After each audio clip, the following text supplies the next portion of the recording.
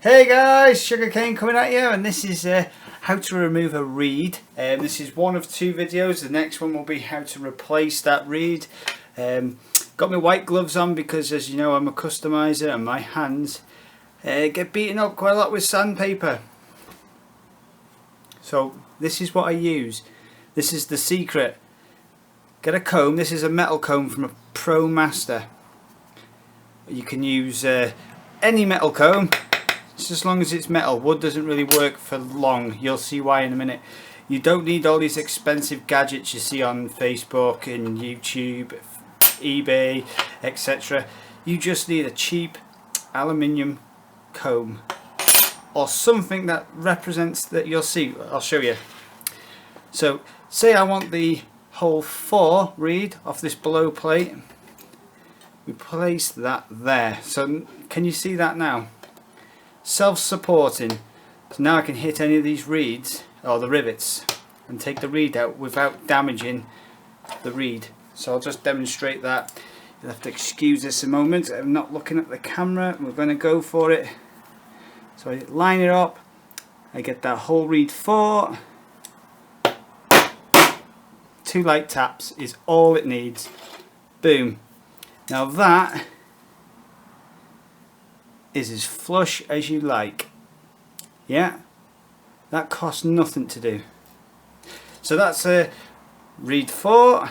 I can do it with like reed 10, and I'll show you the tool I am using. That just needs a little quick tap.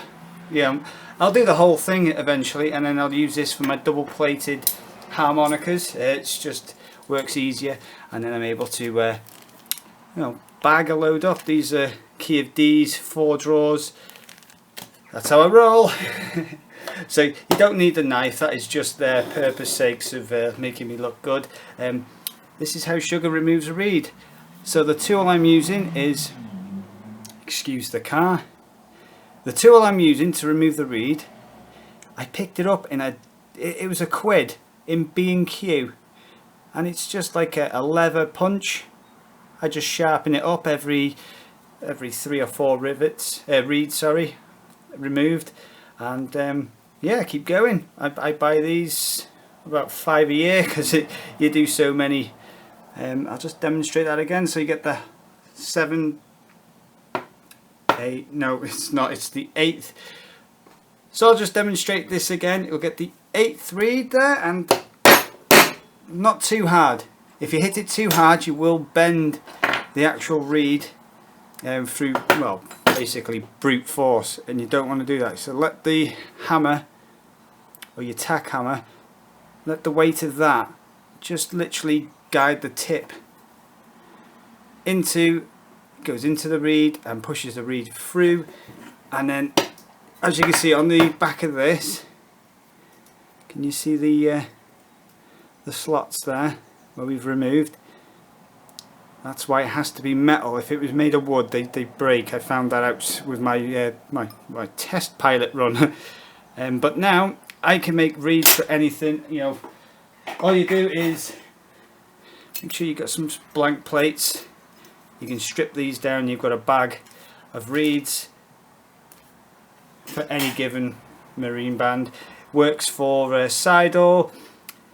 Not so grand for the Suzukis because they're obviously spot welded, but anything that's riveted, this method is bloody awesome, and it costs nothing, or next to nothing. See, and the plate, it's minimal damage. The plate is actually lifting a tiny bit. It's because we're getting to here. But if I was removing, hang on, back flat.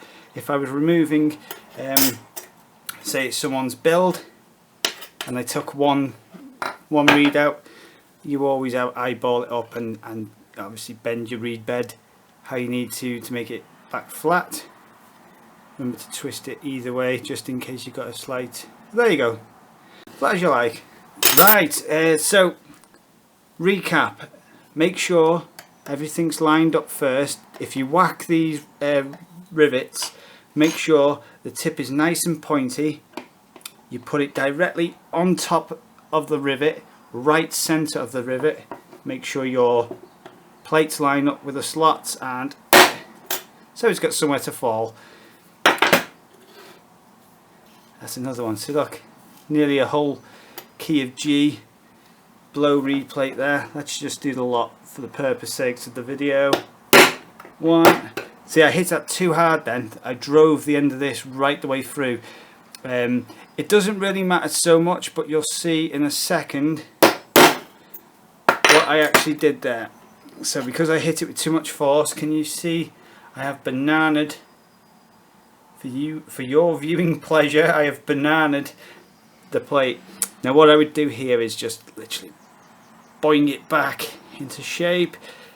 You could use a little bit of heat if you need to. You know, if you've done it by accident. This is actually a bad plate anyway, so I can afford to throw this, but I want to show you how to salvage. Badoosh! So keep going. Let's remove them all. I can put a bag together, bag of G blows. There you go. See, I got the tip stuck again. So lighter pressure, lighter force works best.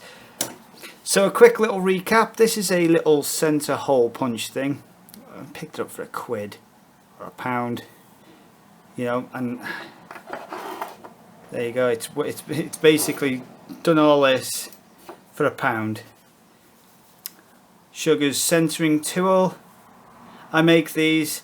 It's got a nice little plinker there as well, you know, if you're not for this video, but I make these on request only.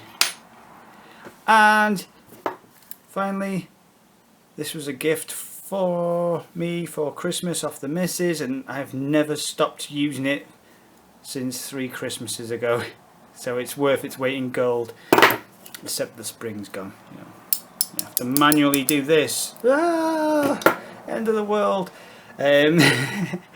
Next video I'm going to put together will be for installing a new reed, and the reed plates in question are Steve Gilbert's from Facebook. I have cleaned these up, believe it or not. They were in a right mess.